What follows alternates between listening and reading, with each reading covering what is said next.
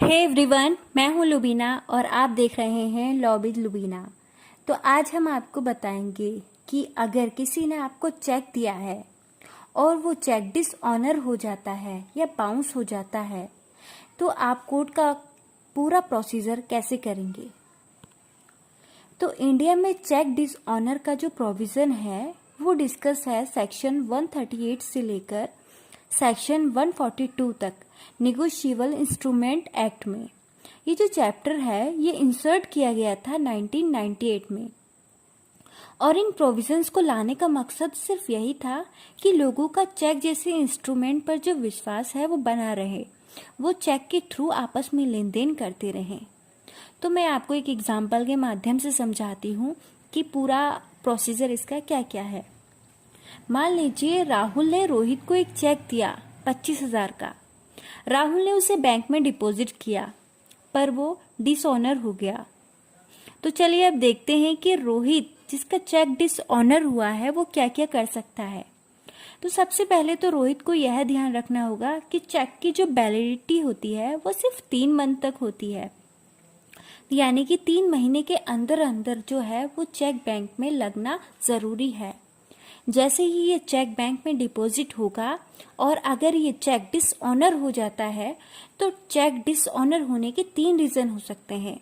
मतलब राहुल जिसने चेक दिया है उसके अकाउंट में सफिशिएंट बैलेंस ना हो, दूसरा राहुल का उस बैंक में कोई खाता ही ना हो या फिर उसने अपना खाता ही बंद करा दिया हो, थर्ड रीजन हो सकता है स्टॉप पेमेंट का। इसका मतलब है राहुल ने अपने बैंक को पहले ही इन्फॉर्म कर दिया है कि इस चेक का जो पेमेंट है वो ना करे, इसे कहते हैं स्टॉप पेमेंट।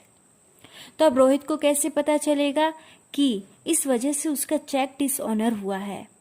रोहित को ऐसे पता चलेगा कि बैंक ओरिजिनल मेमो के साथ साथ एक ओरिजिनल चेक के साथ साथ एक मेमो रिटर्न करेगा रोहित को। इस मेमो में दिया होगा वो सभी रीजन जिस वजह से चेक डिसऑनर हुआ है। तो क्या अब रोहित राहुल के अगेंस्ट केस कर सकता है डिसऑनर का या नहीं?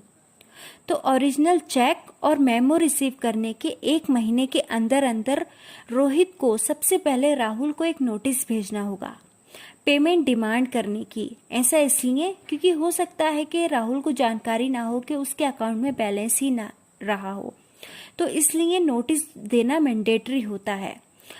तो रोहित ने दे दिया नोटिस राहुल को कि आप मेरे जो पैसे हैं वो 15 दिन के अंदर अंदर वापस करें और यदि आप 15 दिन के अंदर अंदर मेरा जो अमाउंट है वो वापस नहीं करते तो मैं आपके अगेंस्ट केस फाइल कर दूंगा। जैसे ही 16 डे होता है तो कॉज ऑफ एक्शन अराइज हो जाता है। अब रोहित राहुल के अगेंस्ट चेक डिसऑनर का केस फाइल कर सकता है। चेक डिसऑनर का केस फाइल होता है सेक्शन 138 में। या तो जुडिशियल मजिस्ट्रेट फर्स्ट क्लास या फिर मेट्रोपॉलिटन मजिस्ट्रेट के पास, सिर्फ इन्हीं 2 जजेस के पास चेक डिसऑनर का केस जो है वो रजिस्टर्ड होता है। केस रजिस्टर्ड करते वक्त आपको कुछ डॉक्यूमेंट्स देने होते हैं, जैसे कि सबसे पहला हुआ ओरिजिनल चेक, दूसरा हुआ रिटर्न मेमो जो कोर्ट में आपको लगाना पड़ेगा चेक के साथ में, जिसमें रीजन दे रखा होगा कि किस वजह से जो है चेक डिसऑनर हुआ है। तीसरा है डिमांड नोटिस। तो अब ध्यान देने वाली बात यह है कि जब राहुल रोहित को नोटिस भेज रहा होगा तो उसमें ये लिखा होना जरूरी है कि जो चेक डिसऑनर हुआ है वो किस वजह से हुआ है और 15 दिन के अंदर अंदर पेमेंट वापस होनी चाहिए। ये चीजें जरूर मेंशन होने चाहिए।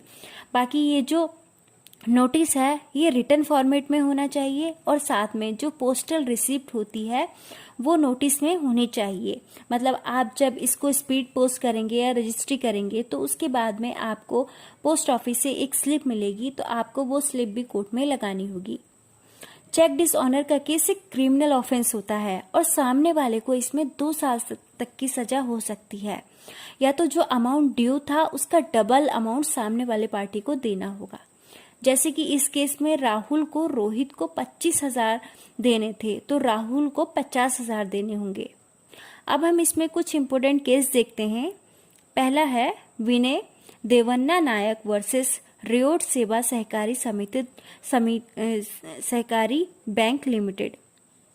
इसे मैं उसी एग्जाम्पल से समझाती हूँ कि राहुल ने दिया चेक रोहित को, जो हो गया डिसऑनर। रोहित ने नोटिस भेजा और बोला 15 दिन के अंदर अंदर मेरी पेमेंट वापस करो। 15 दिन के बाद भी रोहित ने नहीं दिया तो राहुल केस फाइल कर सकता है। केस फाइल करने के 3 दिन बाद कहीं से राहुल को अमाउंट मिल गया। राहुल ने कहा रोहित से कि तुम केस वापस ले लो, मैं तुम्हारी पेमेंट देने को तैयार हूँ।